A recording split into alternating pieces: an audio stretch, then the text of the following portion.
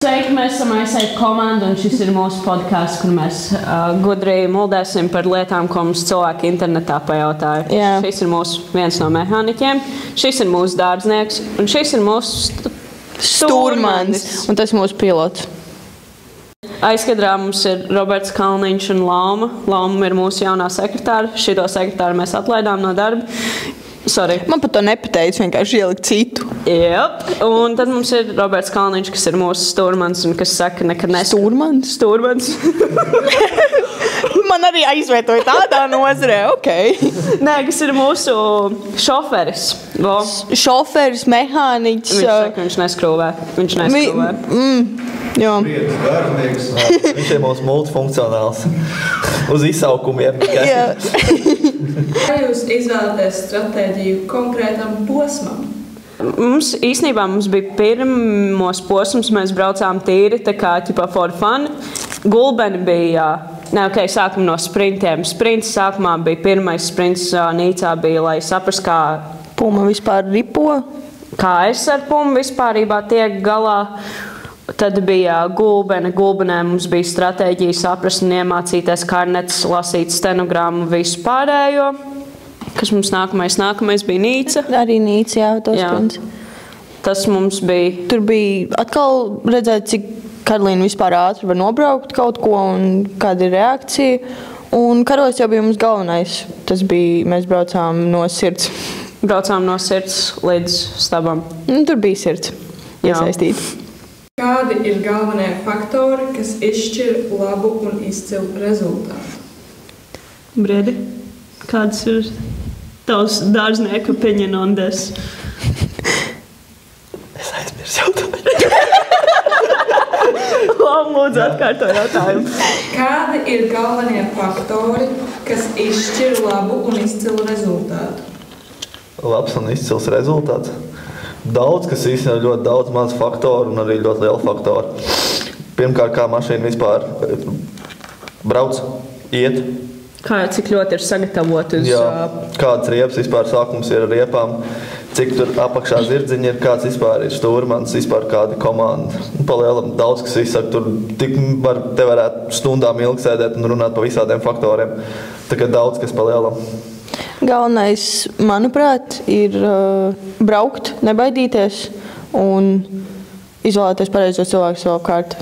Man liekas, viens no galvenajiem ir, es sapratu, pirmajā Nīcas sprintā mēs visu darījām pēdējā momentā, mēs nebijām izgulējušās, mums nebija tehniskā skata, mēs pašas bijām stresā, labi, varbūt mums rezultāts bija labs, bet mēs varējām labāk. Mēs varējām izgulēties, mēs varējām laicīgi sataisīt mašīnu un tā kā pie tā visu izdarīt laicīgi un ar svaigu prātu pie tā pieiet. Bet līdz ar to, ka mēs nebijām gulējuši, Saka, reāli daudz faktoru te varētu stundām ilgi šis runāt par šito tēmu. Tā kā viss kaut kas tur ir, visādi faktori. Komanda. Jā, komanda. Cik naudas aiziet riepās? Grūti izskaitīt, jo palielam ir tādas riepas, kad mēs mazliet to ņemam, ir tādas, kuras mēs vispār pavēltu varam dabūt. Tad palielam nauda aiziet tikai kamerās, un arī riepās. Ja mēs dabūnam tādas labas lietotas riepas, kuras var nopirkt, tad mēs viņus pērkam, bet tā jaunas mēs nepērkam, jo baigi daudz naudas sanāk, un mums vajadzētu riepu sponsoru priekš tā. Tā kā visi riepinieki lūdzu atsaucieties, tas būtu ļoti ideāli. Vismaz visus jūs varētu nenosponsорēt, vismaz kaut kādu lielāko daļu. Tas būtu palīdzēt kaut kādā veidā. Jā, un tur arī ir jāskatās, vai mēs iepriekšējā gonkā esam uzstuši diskus. Ja mēs esam uzstuši diskus, tad arī diski jauni jāpērk, kas ir no 40 līdz 80 eiro komplekts. Tie ir lietoti, protams, un arī tādi nebaigi svaigie. Tad iet kameras, kamera viena maksā 10, kas ir, tev vajag 4, tad tie ir 40 eiro. Kas vēl tāds... Tieši par riepām. Un ja arī nav kas palīdz, tad montēšana maksā. Jā, montēšana arī maksā. Cik montēšana maksā? Daudz. Pietiekami. Jā, tā kā paldies pilnībā visiem, kas mums palīdz ar to, ar riepām, jo tas būtu viens no dārgākajiem. Dalība un riepas. Jā, tās ir divas lietas, kas ir ļoti, ļoti dārgas. Dalība, riepas un benzīns. Jā. Cik ir nepieciešams naudas, lai komfortabli piedalītos rallī? Sulīgi. Pagaidzi, tu izvilkšu savu Excel. Ir vajadzīgi ļoti daudz naudas, lai komfortabli nobrauktu vienu posmu. Nu, rēķina tā. Komfortabli varētu būt pie 1000 eiro. Vairāk. 1000 ir minimums, es teiktu, uz gonku. Tad vairāk par 1000. Vēl arī jāskatās, kā pagājušajā gonka bijusi, kas ir noplīs, viss saplīs, ko vajag, ko nevajag. Tagad pa lielam Trinīts ir tāds reāli safe, tagad tev paliek vēl nauda pār varbūt, ja tu esi normāli nobrauc pagājušo gonku, ko neesi baigi saplēs. Ja tu esi kaut ko saplēs, tad tajā Trinītī tu varētu normāli tā iekļauties bez stresa, vienkārši aizbrauc un izbrauc un brauc mājās laimīgs ar savām medaļām. Jā, jo tāds tādāks. Nu, mums šobrīd ir reāli tā, ka mēs skaitam kapeikas, braucot uz posmiem. Jā, varbūt mums viss ir izreikināts smuks salgs pa plauktiņiem, bet vienmēr beigās kaut kas pietrūks, vienmēr beigās būs tā, ka tu meklēsi kaut kur palīdzību no citiem cilvēkiem. Jā, tas nav tiešām lētākais prieks un es saku, mēs kā studenti vispār jau nesaprotam, kā mēs tik tālu esam tikuši ar šo visu, bet paldies sponsoriem. Jā, un arī tas fakts, ka kur mums bija, kurš tas posms bija? Kad mēs runājām par to, ka ja ļoti gribās, ar naudu kaut kā parādās. Jā, tas ir tiešām brīnums, kā mēs tik tālu esam novilkuši, bet mēs ļoti gribam, mēs kaut kā to cenšamies sakasīt un izdarīt, un tā arī mēs tā esam. Jā, ja gribi, tad viss var. Kā jums viss sākās no nulles līdz rallijām? Kāds bija tas ceļš līdz šejienei? Tas ir garš stāsts. Nav nemaz tik garš stāsts. Es teiktu to, ka tas stāsts sākās pagājušo ziemu ar golfiņu. Nē, īstenībā jau. Pirms tam vēl Toyota bija. Tēta aiztais auss. Toyota tika tas bija briesmīgi. Toyota sākumā bija, kad tā sāk kūpēt, tad bija golfs. Ar golfu mēs sākām mācīties stenogrammu ļoti nepareizi, jo mums neviens nebija blakus, kas te kā parādīja pirkstu, kā varbūt labāk darīt, bet still mēs to darījām. Es pat nezinu, kā mums ienāca tā ideja galvā, ka mēs brauksim tagad uz Rudas trasi, rakstīsim stenogrammu, vienkārši paši ne no kā, bet mums tas interesēja. Un tajā momentā pat nebija tāds, kaut kāds mini-rallijas, kaut kādi sprinti. Mēs vispārībā knapi par to kaut ko zinājām. Mēs vienkārši for fun, patika mašīnas, patika braukt, braucām un darījām. Jā, un tad nobraucu sprintu, ko šāds 0 punktam, kas man iedeva Civiku. Un tad arī skatījos. Tad sākās tas, kad 0 punktus mēs iepazinām vairāk un braucām uz viņu posmiem un gonkām. Un tad karostā mēs ar Karolīnu runājām, kad būtu baigi fani, ja mēs paspēs roku, mēs to izdarītu, ka mēs tikai karostu. Talsos mēs paspēju. Nē, mēs sākumā karostā mums bija tāds, mēs nākošu gadu karostu brauksim. Un tad mēs Talsos aizbraucām atbalstīt, un tad mēs paspēdām roku, kad uztaisīsim reklāmu un uzreiz jau tajā dienā sāksim. Un tad cik nedēļu, 2 nedēļas vēlāk dabujām pumu. Jā, nedēļu vēlāk es visu to nedēļu nosēdēju pie kompa, izgāju, man liekas, visu, ko vien varēja internetā, lai atrastu mašīnu. Es reāli no paša rīta līdz pašam vakaram sēdēju pie kompa un meklēju mašīnu. Un beigās, mēs atradām pumu. Pumu mēs nopirkām par 1000 Rīgā, un tā arī viss sākās. Mēs sataisījām, un es nezinu, pa cik daudz. Tas bija vienkārši. Bet paldies mūsu sponsoriem. Jureckim, kas mums tajā momentā ļoti izpalīdzēja. Un tāpat tas arī Technicolor, paldies. Mēs spārni salabojam un visu tur. Kas vēl? Revors, jā. Revors mums palīdzēja uz gonkām vienmēr telti un arī finansiāli. Revors bija viens no tiem, kas finansiāli reāli mūs atbalstīja. Un tad, kad vajadzēja izručīja. Paldies ABC printam par palīdzību arī gan finansiāli, gan... Tev nav tagad. Jā, man ir nepareizā jākūž. Bet par krēkliem, par formām, paldies. Un par pudelēm arī paldies ABC printam. Kā jūs gatavojaties sezonai gan tehniski, gan mentāli? Pirmās sezonas sākums bija baigi interesants. Mēs baigi negatavojamies, mēs neizgulējāmies, mēs tehnisko gājām vēlu.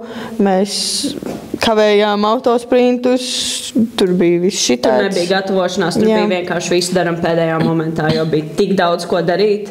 Un, jā, negulētas naktis un tās dienas garažā, bet mēs to izdarījām un uz nākamo sezonu noteikti. Es vismaz gribētu, lai mēs profesionālāk pieejam tam visam un visu daram laicīgi nākamajai sezonai, lai mums ir sagatavota mašīna uz nākamo sezonu jau no paša sākuma. Un lai mums ir riepas jau sagatavotas, kas dara sezonai. Bet jā, ko tehniski varbūt mēs vēlamies sagatavot nākamo sezonu? Pastāst, ko mēs šobrīd darām ar Pumu? Ko mēs šobrīd darām ar Pumu? Šobrīd notiek liela krāsošanas darbi tieši ap priekšu. Būs interesanti. Un tagad ir doma ielikt sporta beņķus iekšā. Tur mēs mazliet tā laužam tagad galvas un prāts. Bet tā pa lielam uz nākošo sezonu, ko varētu Puma sadarīt? Daudz ko īstenībā, tā reāli daudz ko tur varētu. Apšips varētu noņemt, viņi varētu atvieglināt to mašīnu, tur varētu jauns amīšus salikt, tur varētu pārlasīt bremzes normālāk salikt, tur varētu motoru telpu mazliet tā interesanti kaut ko paspēlēties ar motoru. Nu, karoči, tur daudz ko varētu, bet galvenais ir finanses. Jā, sagatavot finansiāli visu. Tas būtu galvenais. Jā, jo finanses šobrīd visvairāk, man liekas, mums bendē nervus. Un mentāli izgulēties. Tas ir galvenais. Kura sacensība šogad bija visizaicinošākā un kāpēc? Man jau nav. Manuprāt, pat izaicinošākā bija gan Gulbene, gan Casvaine. Divu iemeslu dēļ. Gulbene bija pats pirmais posms, ko mēs braucām. Tur mēs vispār neko nezinājām. Tur mēs sākām pilnībā visu no nulles. Tur bija karnets, mēs mācījāmies, kā stenogrammu pierakstīt, kā laikā visur iekļauties. Un Casvaine bija tas, kad bēdīgu notikumu dēļ mēs nenobraucām. Tas bija ļoti izaicinoši mentāli un visiem. Bet tie, kas nav tā kā daļa no mūsu komandas, vienkārši, kas tur bija uz vietas, kas gāja un palīdzēja, kamēr mēs abas divas ķipa gulējām ar domu, ka mēs no rīta brauksim, viņiem arī tas bija grūti. Un, jā, tas tiešām bija tāds smags. Kas bija grūtākais? Jā, nu tu jau mums esi tikai no karostas. Jā, grūtākais. Pateikt, ka mēs nebrauksim, jo tas nebija arī grūti. Nopietni, jo visi... Es vienkārši aizgāju un pateicu jums. Visi gāja un... marinēt to gurķi tik ilgi. Nē, nopietni. Visiem tā kā... Es izēju, es tā kā runāju pārējiem, visiem bija tāds, mums bija tik bailiet jums to teikt, ka jūs nebrauksiet, jo tā kā šis un tas un tāds nopietni, ko mēs darīsim, metīsim ar kaut ko. Es vienkārši gāju, es redzēju, ka sensīts šis nevar aiziet, un tad es ģipēju, Saimi, un tev arī jānāk, viņš vajag negribēja nāk, bet viņš nāca mani. Es vienkārši aizgāju un pateicu, kur marinēs to gurķi. Baigā atšķirība, kurš to pasaka, vienkārši bija jāpasaka un viss. Būtu, man liekas, jau no rīta. Jā, ka mēs piecinamies ar domu, ka mēs ģērbjamies, gatavojamies, un tad vienkārši nekas nav. Jā. Tas būtu bijis sāpīgāk. Tagad uzreiz. Thank you. Bet šķamdīt mīlu. Kā jūs izvēlaties stratēģiju konkrētam posmam? Es nezinu, man liekas, tas tā nav īsti kā tā stratēģija vienkārši atnāk. Pašā sākumā tas viss bija tikai, lai ietrenētos un saprast, kā iet paši minirāli un vispārējais. Tagad mēs esam kopš karos. Pirms tam vairāk tas viss bija tā kā, mēs neskatāmies rezultātos, mēs braucam for fun un vispārējais, bet kaut kā dēļ karostas un dēļ viņa mēs laikam sāksim vairāk skatīties rezultātos un ne jau braukt dēļ rezultātiem, bet varbūt, lai saprastu, kuros momentos ir bišķiņ jāpiebremzē, jo pēc karos, ja mēs būtu pēdējā posmā sapratuši, ka mēs cīnamies par vietām, mēs būtu nedaudz piebremzējuši un nobraukuši, varbūt ne tik ļoti riskējot to pēdējo posmu, un tad arī būtu rezultāti. Jo jēga mums tur tiešām nebija riskēt. Jo kāda jēga riskēt, ja tu nevajag riskēt tajā momentā. Jo sākumā labi, tā kā minirallis ir fun, ja tev ir finanses, tad tu vari tā kā spēlēties to visu, bet palielam, ka tev vajag finanses, tad vajag tā kā sākums labi ir, tā kā uzbrauc pārbaudē, tu gribi, bet pēc tam, ja tu tā nopietnāk gribi piesaistīties tam visam sportam, tev vajag tā kā arī rezultāti, ne tikai vienkārši for fun visu, bet arī rezultātā, lai sponsors piesaistīt. Ja neviens sponsors negribēs, lai viņi braucējs brauc pa pēdējo vietu, vienmēr gribēs, lai pa vietām braukā, tā lai vairāk viņu vārdu izlec. Jā. Tā kā palielam nevajag ņemt riskus tur, kur nevajag ņemt riskus. Piemēram, labi, ja tu tur brauc pa kaut kādu 3., 4. vietu, un tu saproti, ka tur pāris milisekundes ir līdz pirmajai vietai, labi, tad ņem tos riskus, tad ir jāiks risks, vai tu riskē un tiec pirmā vietā, ja tu riskē un zaudē visu, tā kā palielam. Tas ir tāds. Jā. Jā. Nē, vēl joprojām mēs ar Tīnu jau no paša sākuma runājām par to, ka mēs līdz ko tā visa braukšana vairs nebūs par jautrību, tā būs tikai dēļ kaut kādiem sponsoriem, un tas viss sāks palikt piespiedu kārtā, tad mēs atmetamies. Tad mēs visu atmetam, un tas ir bijis un viss. Jo galvenais tiešām ir viss tā kā braukt un darīt to for fun, nevis dēļ kāda cita. Jā. Kādi ir galvenie faktori, kas izšķir labu un izcilu rezultātu? Pirmkārt, braucēji, kādi viņi vispār ir sagatavoti, vai viņiem bijis treniņš, vai viņi ir izgulējušies, vai viņi pēduši, kādas viņiem vispār ir emocijas tajā dienā, garstāvoklis, tas daudz ko izsaka, un arī cik daudz viņiem prātiņš šajā dienā, vai arī viņi nav prātiņš dēļ tā, ka izgulējušies nav, tad atkal otrs, tad nāk mašīna, cik viņi labi sagatavot priekš gonkas, tas ir galvenais.